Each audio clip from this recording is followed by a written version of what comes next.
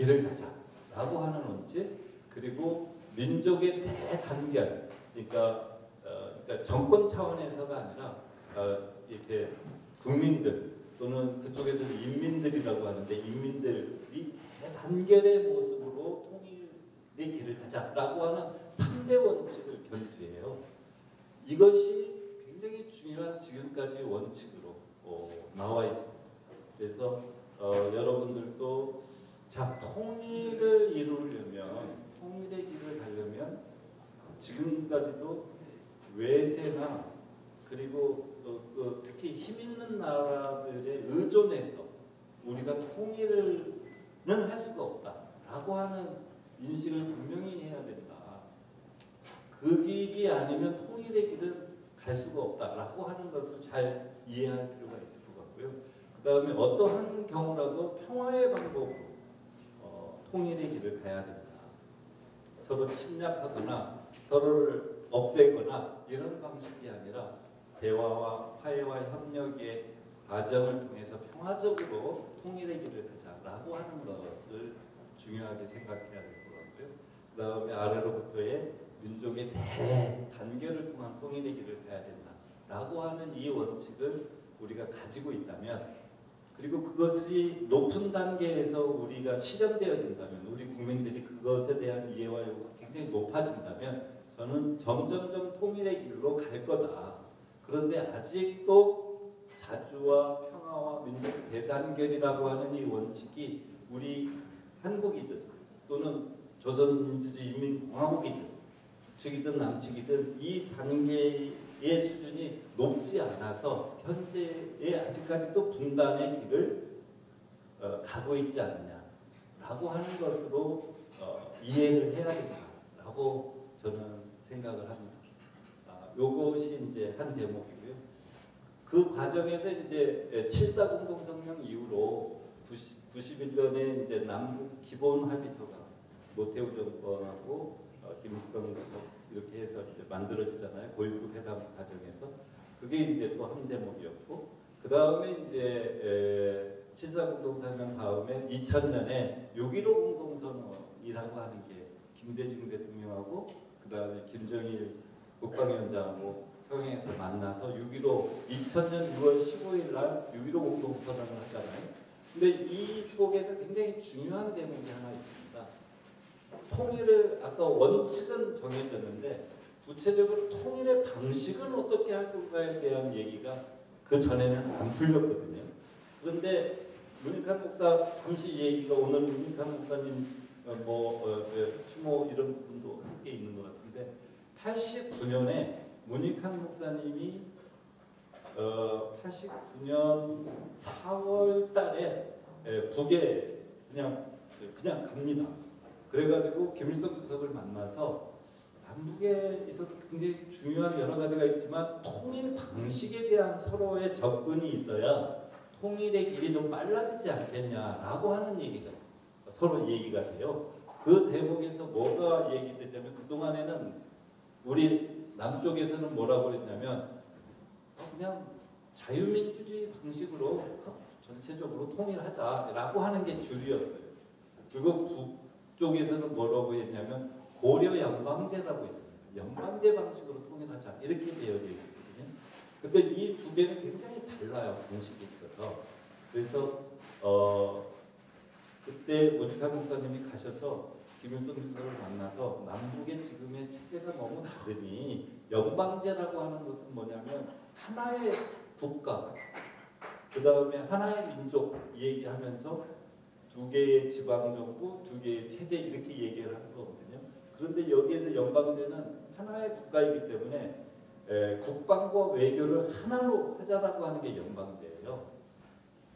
그런데 남쪽에서는 그렇게 할 수 없다. 그냥 자유민주주의 체제로 가자라고 하고, 그리고 또 나가서는 국가연합이라는 방식으로 이건 외교권과 국방권은 완전히 따로 가져야 되고 그 둘이가 독립된 국가로서 연합체계로 가자라고 하는 얘기였거든요. 그런데 이 두 가지 사이에서 이 얘기를 나누면서 느슨한 연방제, 그러니까 다시 말해서 좀 더 연방제이지만 국방과 외교를 각각의 정부, 그러니까 각각의 정부에 독립적으로 이렇게 권한을 갖도록 하는 연방제로 가자라고 하는 형태로 이 얘기가 89년에 문익환 목사하고 김일성 주석이 만나서 그 얘기를 나누거든요. 그러다가 2000년에 그 얘기가 좀 더 구체적으로 나타난 게 2000년 김대중 대통령하고 김정일 국방위원장이 6.15 공동선언에서 요 대목이 나옵니다. 국가연합이라고 하는 것과 연방제 중에서 낮은 단계의 연방제라는 표현이 나옵니다. 그리고 이 두 개는 상호 거의 같은 내용을 가지고 있다. 그러니 그것을 통해서 우리 통일 방식을 가져가보자. 이런 얘기를 한 거예요. 그러니까 방식에 있어서도 굉장히 접근한 거죠. 예전에는 하나는 연방제, 하나는 국가연합이었다가 요 방식으로 좀 접근해서 그게 6.15 공동선언으로 나오면서 좀 더 가까워지고요. 그 다음에 이제 2007년에 14선언이 노무현 대통령하고 김정일 국방위원장이 만나서 좀 더 구체적인 내용이 나오고, 그 다음에 이번에 이제 2018년에 판문점 선언, 그 다음에 9.19 선언 이렇게 이제 나오지 않습니까? 이런 전반적인 측면에서 이렇게 한 단계 높아갔는데, 여기에서 지금 왜 한반도 전진을 못하는가, 지금 될 듯하다가도 안 되고 될 듯하다가도 안 되고 이런 문제가 뭔가라고 보면 여전히 저는 남한 쪽에, 특히 한국 쪽에 자주권의 문제가 아직도 해결되고 있지 않다라고 보는 거죠. 그것의 구체적인 방식의 또 내용으로 보면 현재 대한민국은 자주 국가죠. 근데 이렇게 보면 늘 자주국가라고 할 수 있는데 가장 기본적인 게 국방과 외교이지 않겠어요? 근데 국방에 있어서 지금 우리나라는 아직 미국이 우리나라에게 작전권을 주지 않고 있잖아요. 이양을 안 하고 있지 않습니까?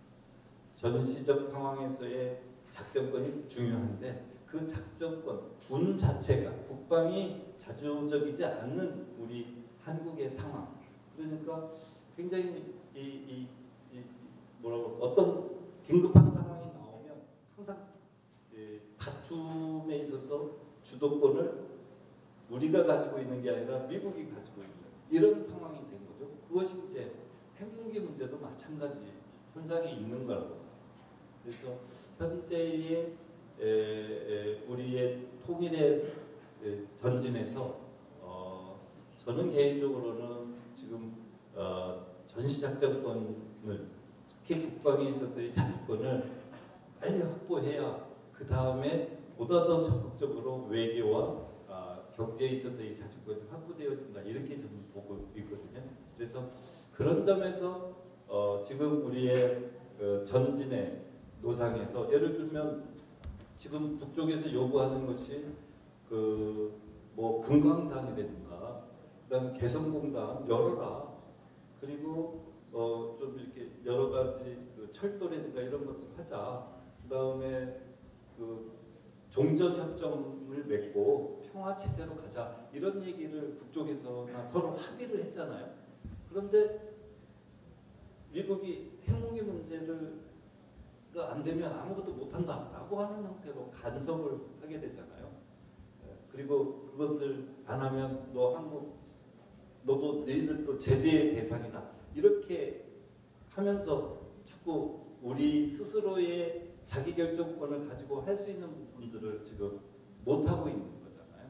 이런 측면에서 저는 남북 문제에 있어서 7.4 공동성명에서 선언한 것처럼 대한민국이 얼마나 자기의 의사결정을 자주적으로 할 수 있느냐라고 하는 것이 관건이다.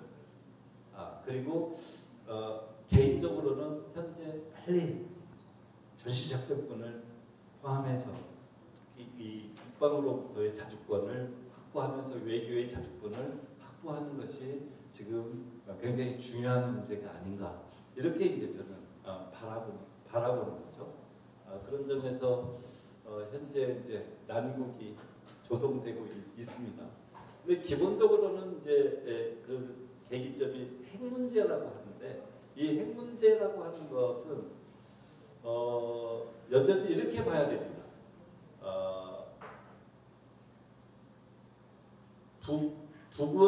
북에 대한 이해가 필요한데, 세계에서 가장 강력한 나라들이 북을 주변에 쌓고 있습니다. 예를 들면 중국이 같은 편인 것 같지만 사실은 중국도 북한에서는 쟤네들은 언제든지 중화라고 하는 강대국 조선을 꼭 지배했던 그 품성이 있어가지고 우리를 언제든지 지배하려고 할 거라고 하는 의심을 가지고 있습니다. 중국조차도. 그 다음에 러시아, 그 다음에 일본, 그 다음에 미국이 있잖아요. 그 다음에 세계에서 만만한, 세계 아마 우리가 10대 군사력, 10대 강군의 군사력을 가지고 있을 거예요. 그러니까 5나라의 주변에 핵무기를, 일본하고 한국은 없지만 러시아, 미국, 중국, 그 다음에 이렇게 핵무기로 둘러싸여 있잖아요. 그리고 자그마한 나라란 말이죠. 이 상황에서 자기의 생존을 위해서 무엇을 할 건가? 재래식 무기로는 도저히 이건 안 되겠다라고 하는 자기 판단을 할 수 있는 거죠. 그런 측면에서 북은 핵무기라고 하는 것을 만든 것 자체는 자기의 생존권을 위한 것이, 이 핵무기를 통해서 무엇을 쏜다, 쓰겠다라고 하는 것은 아니거든요. 그런 측면에서 이해를 할 필요가 있는 거죠. 그래서 그런데 이제 그 문제가 지금 걸려 있는 거예요. 그래서 이 문제를 어떻게 해결할 것인가에 대한 문제가 지금 한 발짝도 못 나가는 지금